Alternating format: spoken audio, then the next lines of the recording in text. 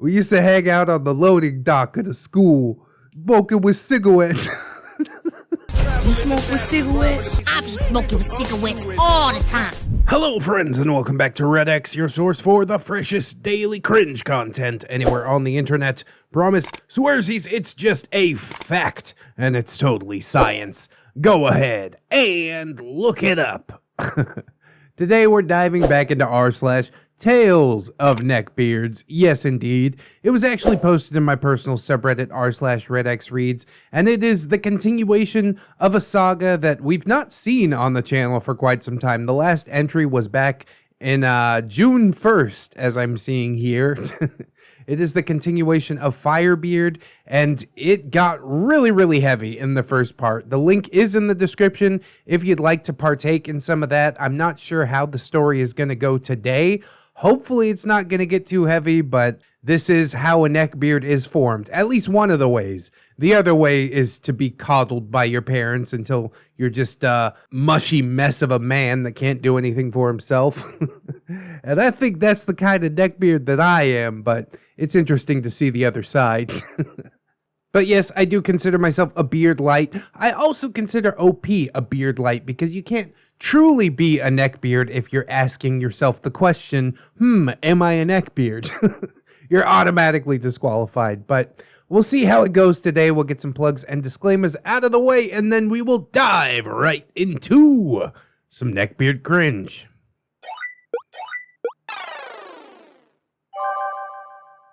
My Life of Cringe, narrated by Firebeard, part number 2. It's actually narrated by ReddX, narrated by Firebeard. Or wait, no, flip that. I'm confused already. But anywho, hey there everybody. Sorry for the long delay.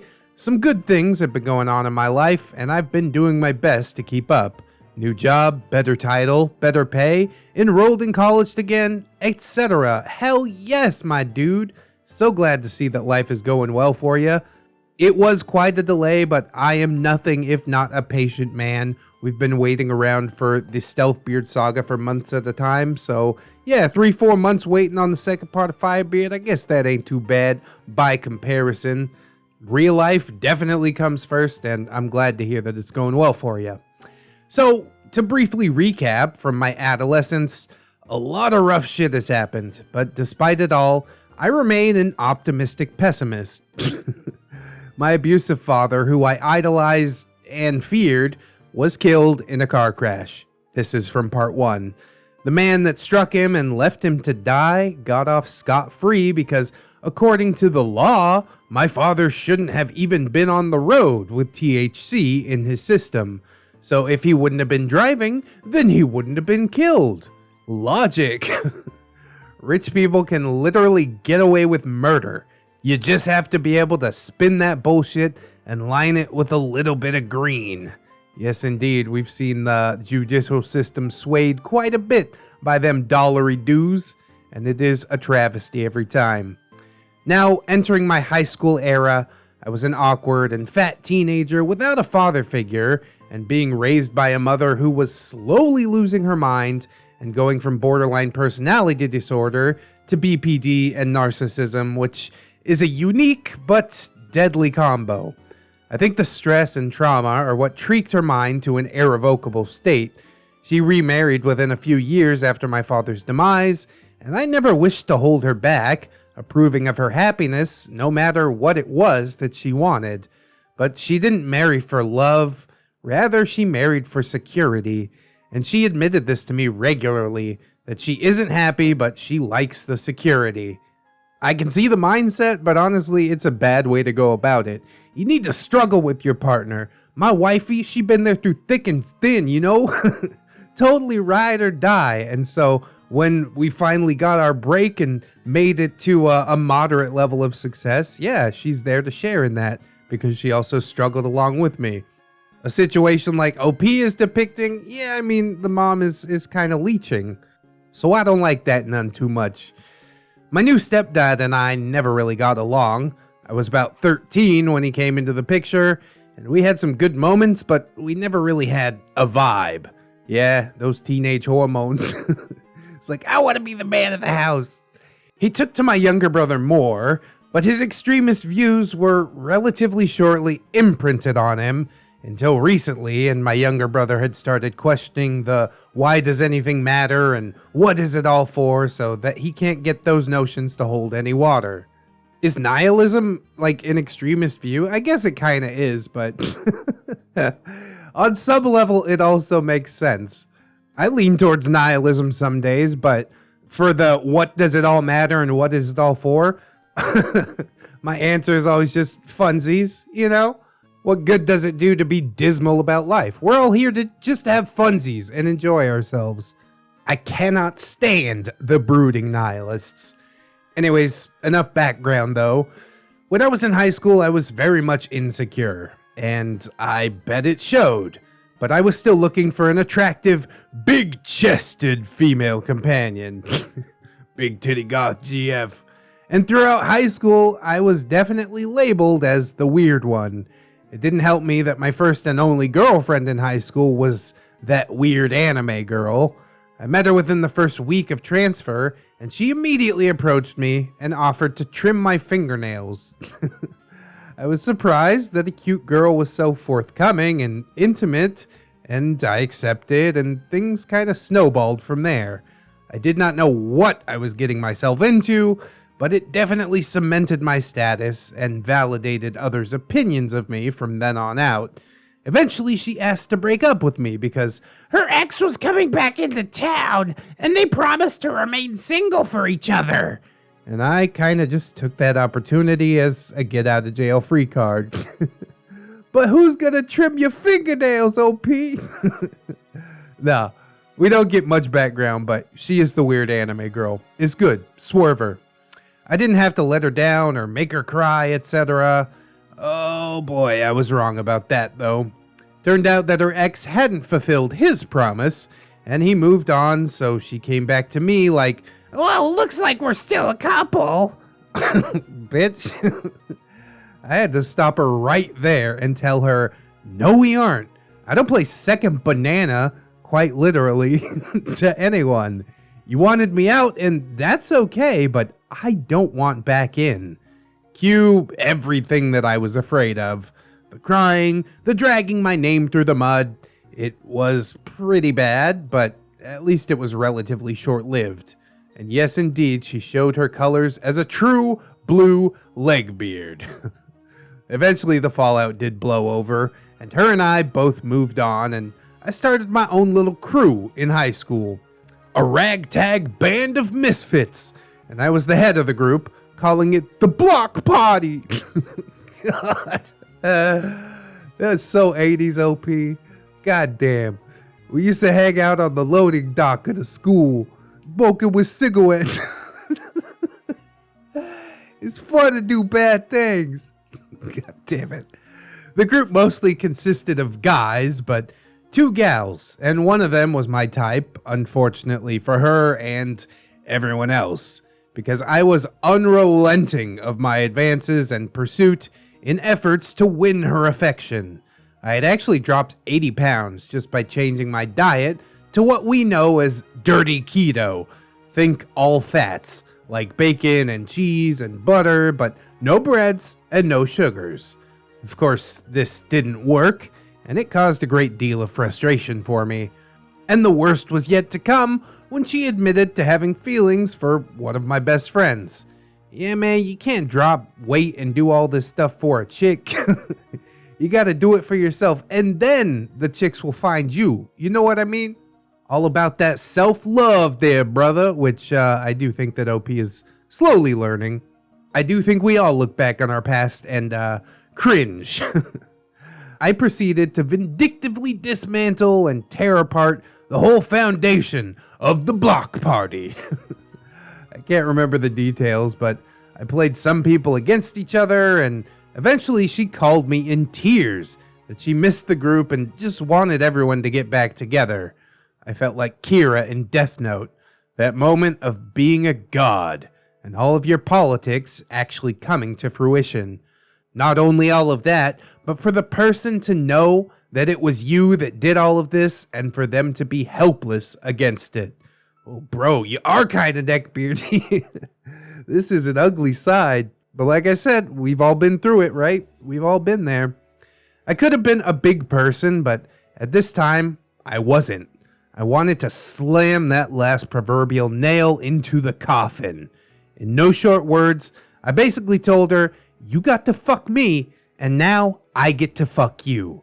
I destroyed a great group of people for the attention of a woman who wasn't even interested in me. And in hindsight, she had a lot of her own personal shit that she was dealing with. Yeah, neckbeards don't have much foresight, or much hindsight for that matter. As a matter of fact, they don't have much sight at all. They only have one eye, and it is located squarely on their dick. Oh, side tangent, but nonetheless kinda amusing to some. Her boyfriend and I got into a heated argument that ended with me peeing on him. What? In an effort to assert my dominance over the situation. How does that work? You just like pull your dick out and start peeing? I don't know about that, man. I may have lost 80 pounds, but I worked out, and I was also full of the hateful energy that made many people afraid of me. I still remember walking down high school hallways and people parting to get out of my way like the Moses of teenagers. Or I'd walk to the front of the cafeteria lines just cutting in front of people. I wasn't afraid to get confrontational or fight somebody over it. I was just looking for an excuse to let out what I felt was happening to me. And all of this kind of makes sense considering the abuse that OP had experienced at home in the first part. So yes, I do buy it. After dismantling my group of friends, I held on to just 2 of them. Surprisingly, the one that I peed on and one other. I played football my last year and tried to still get a girlfriend, but to no avail. I started getting strong on this Latina girl with large mammaries. Mammaries! Oh no! Please don't ever. And like others, I was interested in someone who, again, was not interested in me. Her friend was really into me, but when I say her friend was like Paul Bunyan's daughter, I'm not lying. She was the only girl who in my life picked me up just by grabbing me by the sides of my arms, like a little kid. Could be fun if you got like some mommy syndrome or something going on. She lifted me in the air above her head, and I felt so uncomfortable, but I wasn't attracted to her. I couldn't see the irony or the similes between these situations. The girl that I had a crush on would tell me all about her sexual exploits and her crushes. She would have sex with underage boys, her brother's friends, that she'd fallen in love with a married man and seduced him out of his marriage. Bro, this has got to be making you so salty to sit by and listen to all this shit. But OP is too much of a nice guy, you know, trying to play in the friend zone and stuff like this. Don't ever think that this is going to work. Absolutely pathetic. And probably OP could see that now, but in the moment, he thought that this was his ticket in. So stupid. I thought that because of her promiscuity, I would have a great chance. But yeah, it never worked out like that. It was during a game of Truth or Dare that hers were the first pair of boobs I had ever seen in the real world. What a sexual awakening. This time hanging around these girls was the worst time in my life. I felt the most depressed and angry that I had ever been, and I contemplated suicide many times at this point, mostly because I felt unlovable, and my home life wasn't much of a reprieve. Like I said, you gotta concentrate on that self-love first. Being a depressed, angry dude isn't gonna make the ladies come running. You know what I mean? They're around you, but mostly out of pity, I would assume. They're like, I could fix them. Oh, no, I don't want to date him, though. And who could blame them? This relationship ended poorly, but I did have a last laugh at that married man's expense, though. My best friend had my back in a moment of revenge. We had filled like 4 to 5 2-liter bottles of soda with our piss. OP's weapon of choice, I do suppose. We're gonna start calling OP Pissbeard.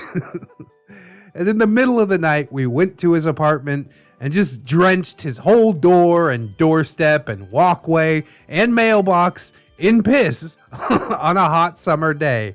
Wait, was it a hot summer day or was it the middle of the night? Things are getting a little muddled around here. Super ridiculous. The next day I saw him and his roommates scrubbing everything with soapy buckets. Of all the things that I feel bad about, I feel the least bad about this one. I have relatively no sympathy for adulterers. I mean, I got a lot of questions about that situation. He had roommates and he's married. Was his wife his roommate? I don't understand. I mean, I hate cheaters too. And dumping piss on somebody's door or whatever, it's relatively innocuous. Annoying, sure, but you could do a lot worse. Anyways, here's where things go from bad to worse. My relationships at home were deteriorating fast, and I decided that I had to move out ASAP. So right after I turned 18, I grabbed 2 garbage bags of my clothes, and I left. I got work as a wildland firefighter, and at this time I was completely broke and totally homeless. I survived because of the generosity of my friends, letting me sleep on their couches or in their cars. Yeah, couch surfing seems pretty legit. I don't know about car surfing. It seems a lot less comfy, but you gotta do what you gotta do, you know? I lived in my car for quite a few months. Eventually I moved out of my podunk town and into the city. Well, that's probably not the way to go, is it? Things are just gonna be more expensive. Then again, maybe also more opportunity. I guess we'll see. I just had a couple of $100 in my pocket, and I couldn't afford a place to live, but I did find new employment.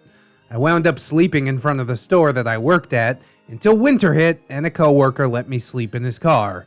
Eventually, I ran into my aunt, who wasn't doing well, recently married and back on meth, and she wanted me to come stay with her.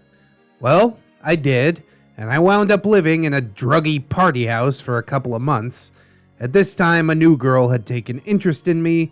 I was 20 at the time, and she was 17, but here's the catch. Her being 17 isn't the catch. She was developmentally disabled. Jesus Christ, OP. Do not fucking do it. I'm gonna dislike you so much if you do it. So, not like a child, but definitely childish. No, bro, that's a child. You keep it in your pants until she turns 18, and even when she is 18, you leave that slow girl alone, okay? Not like this, man. Ugh.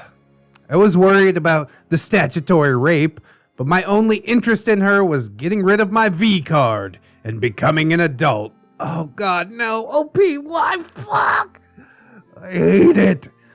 We worked it out, and she waited until she was 18, and she was the girl that I lost my virginity to. Oh god.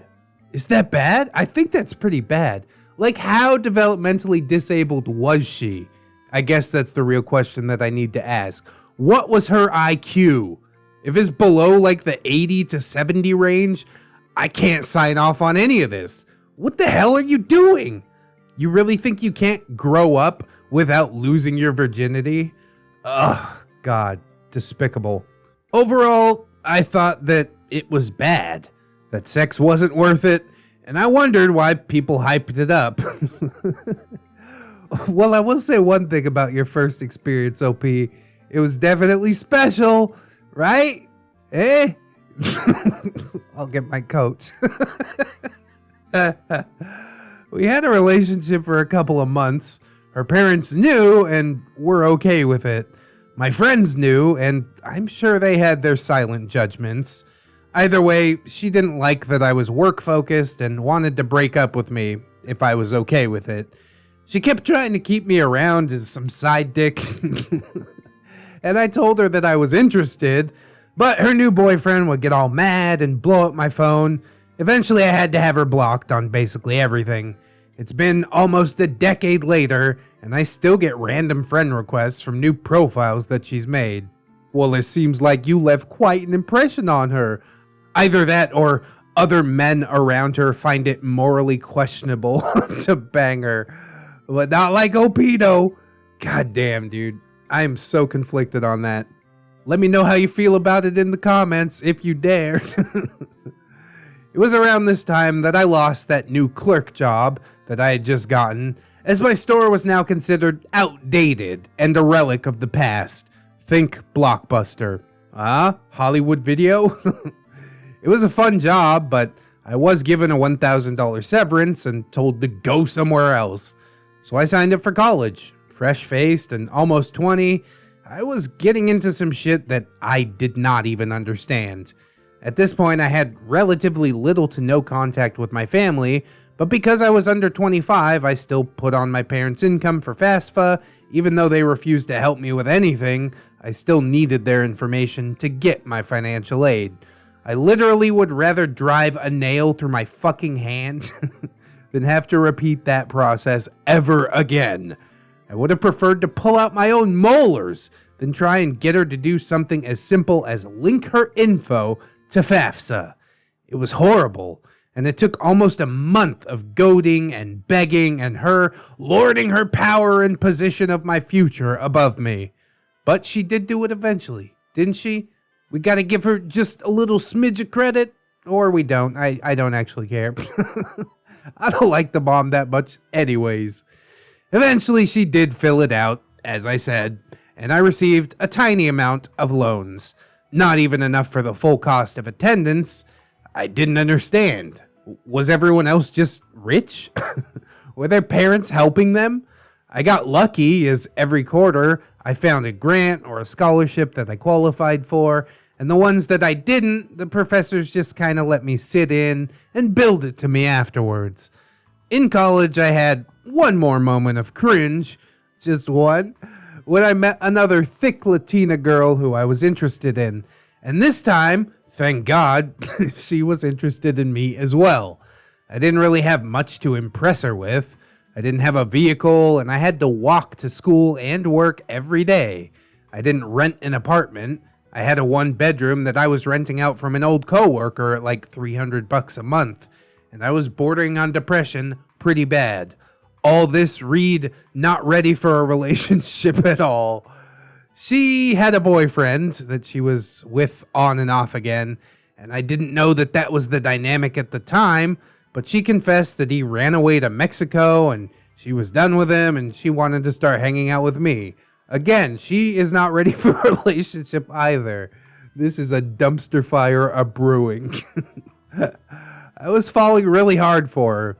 She started coming over to my room, and we watched Disney movies. Oh, is she slow too?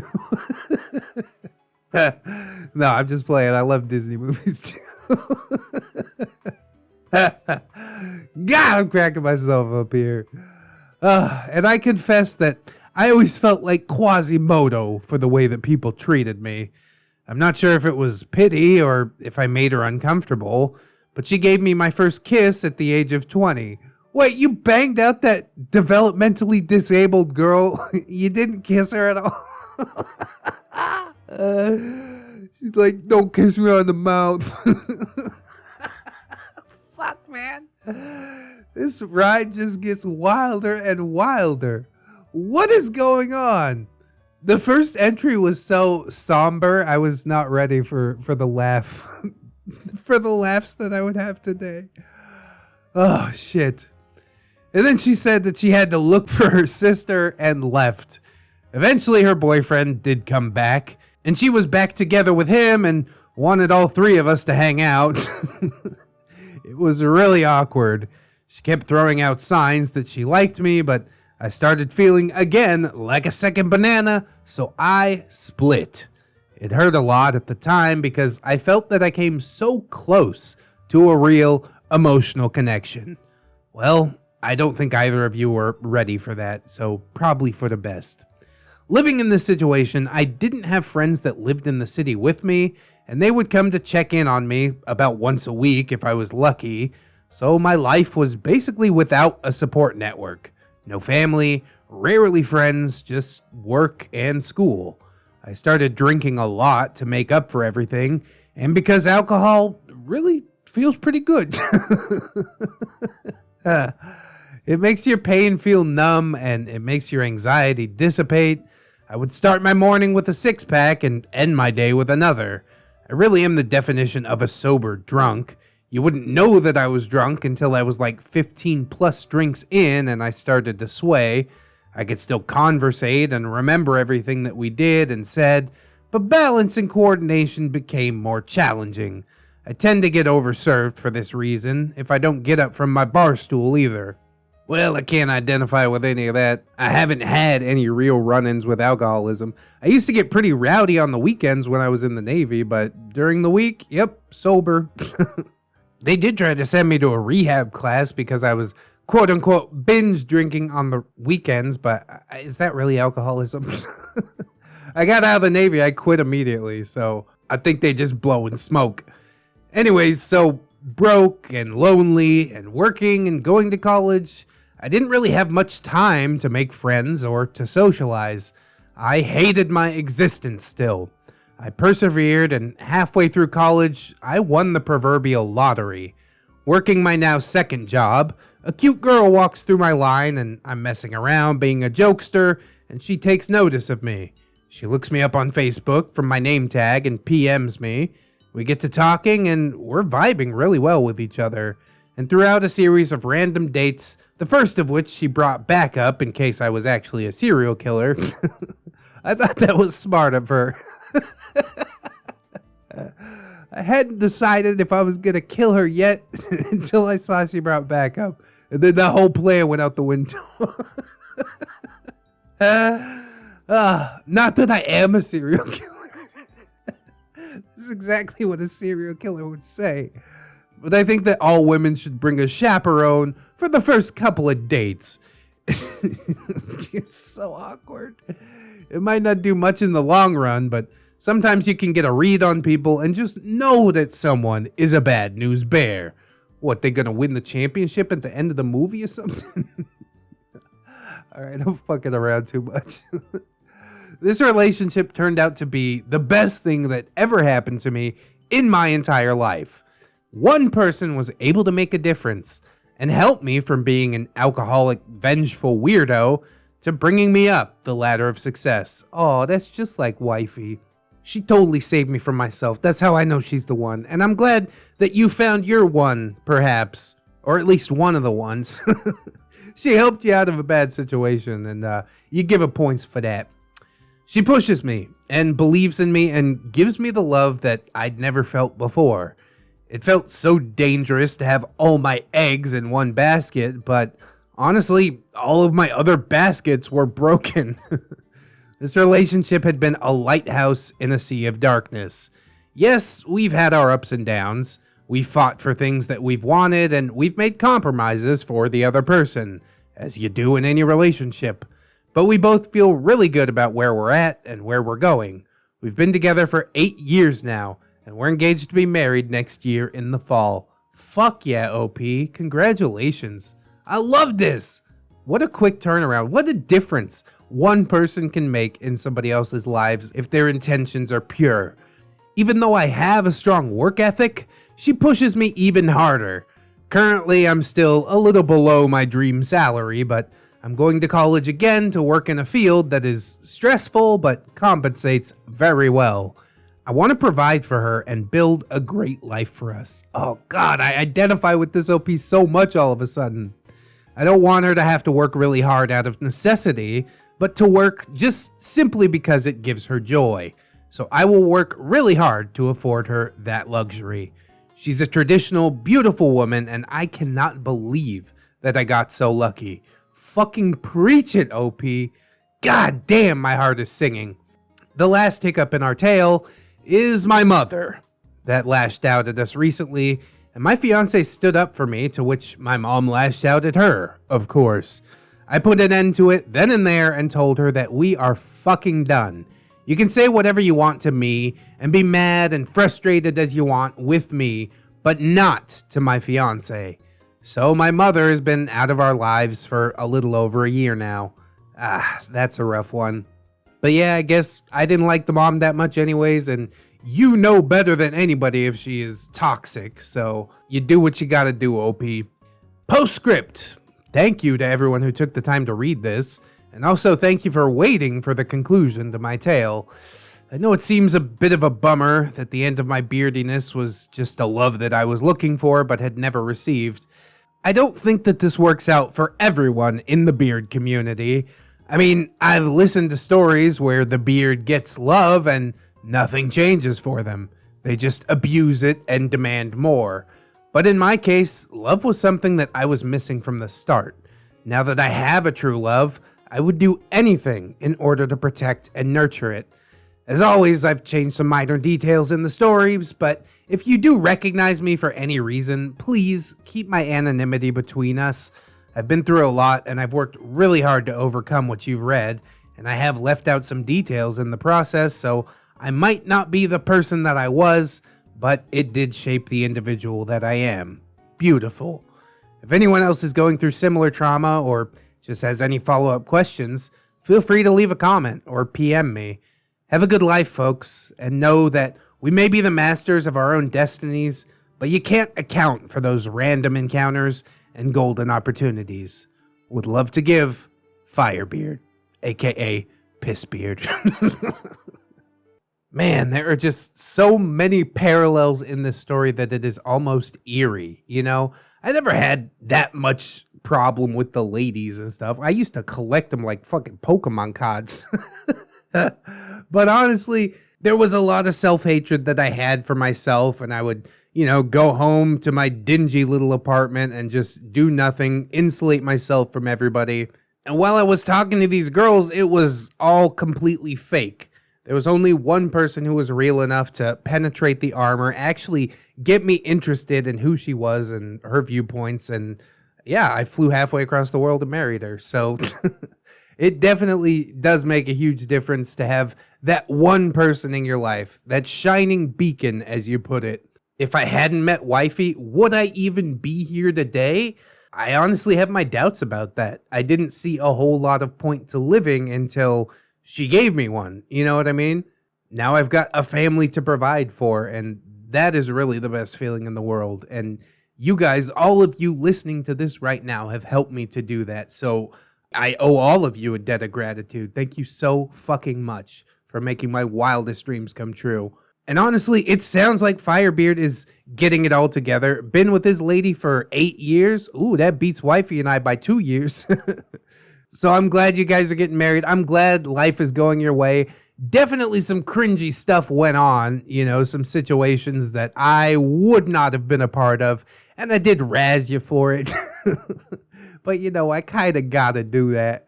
It's my twisted way of showing you a bit of love. But despite all the ugly parts, your revenge for being rejected and stuff like that, you stuck through all of it. You never laid down and said, okay, that's it, I'm done. You know what I mean? You pushed through, you found a way, and that tells me that you're made of stronger stuff than the average person. You did what had to be done, built a life for yourself and your lady love, and that is just beautiful. I didn't know if after the first part we would ever get a happy ending, and I am so fucking glad that this one ended exactly as I hoped that it would. So best of luck to you, Firebeard, Pissbeard, wherever and whoever you may be. I definitely want to thank you for returning to give us that closure, because I had basically written the story off. I'm like, oh, well, it was a throwaway account. I don't know if he'll ever come back, but you came back in, and honestly, the ending of this story made my heart sing. I absolutely love a happy ending to a beard tale. So thank you so much. Thank you guys for watching as well. I hope that you'll like, comment, and or subscribe if you did enjoy the video. That is super cool, super important. Maybe share the video around if you want to be double plus extra cool. We got some links in the description as well. My plugs and my playlists and social medias, the Twitter and the Discord and the Facebook. You know how it goes. We've also got my Patreon and my gorgeous, wonderful, beautiful, generous patrons. I'd like to thank them as I do every video, so thank you very much. Robert Waits, Baron Von Waggy Pants, River, TSM Kirby, USMC, Aaron W, Twisted Child, Delicious Jelly Donut, Candy Sora, Cinnamon Susie, Fatboy Shrimp, Fire Drake, Latin, hey, that's a new one. Welcome to the fold, my friend. Livison, Mr. Anime Manga Fan, Silo Revolver, Zero Max, Magdala Marshall, Thornrose, Cherish Kitsune, Little Lone Wolf, Vanilla Melt, Rouse Tower, Satori, Anunnaki, Babsy-kun, Caustic Fox, Dinosaur Nightlight, Disposable Waifu, Aaron Leddix, Fisher Diggy, Gypsy, Hadrian BR, Heathcliff, A Pimp Named J. Crisp, JM Kun, Jerry, John Hero, Miss Monday, Lexi Loves Jojo, Lord Lionel, Lori Ellis, Jackets Rule, Melgar the Destroyer, Mirthful Baker, Mr. J, my boy Nat One Nick, Lady Nix, Origami Steve, Phantom of the Pines, Katikins Elizabeth, Sidestep, Puggy, Cider Drinker, Serrated Ass, Siegfried Staples, Yeet, Synaptic Boomstick, Brilliant Tamago, Tapioca Boogaloo, Tato Ferret, Teddy the Police, That Duck and Bug, The One True Fusky, Treeberg, Wilmax, Zero Blacktail, Kira M, Redwind, Captain Clown Show, Goose Says Honk, Leon Embers, Naga Viper, Saints Blessing, John Indoors, A Normal Joe, Amara, A-Roxers, Cake Jerry, that's a different Jerry. California Keto Girl, Chris Meska, Cinnamon Bunny Dog, Defon, Ghost of Alpha, KJW, Kajow, Crafty Kitty Cat, Life of a Guardian, Little Ann Woods, Mark 211, maybe next time, Milkfed Gimp, Miss Duchess, Origami Cam, Princess Rosalie, Raptor Art, Spoonie the Rogue, Steampunk Ellie, The Last Shinobi, and the Necrobamacon. Hot damn! That patron list is just growing all the time. I think Ghost of Alpha is also a new patron. So that's 2 new patrons today. I just don't have the words, you guys. It is so overwhelming, the support that this channel has received. And again, I cannot thank you enough. This YouTube thing is the wildest ride that I have ever been on, and I would not trade a moment of it for anything in the world. I do hope some other people will consider signing up on the Patreon, but if you can't afford to do it right now, don't sweat it too hard, friends. I just appreciate you coming on through, hanging out with me, and I hope that you'll come on back and hang out with me again tomorrow. In order to do so, you'll need to keep yourself safe out there, wash your hands, but also take some time out and do something that you personally enjoy today. Maybe like watching some more ReddX videos. I hope. Always remember, friends, that you are loved, you are worthy, and you definitely deserve it. I shall see you in the next one. And until then, bye-bye.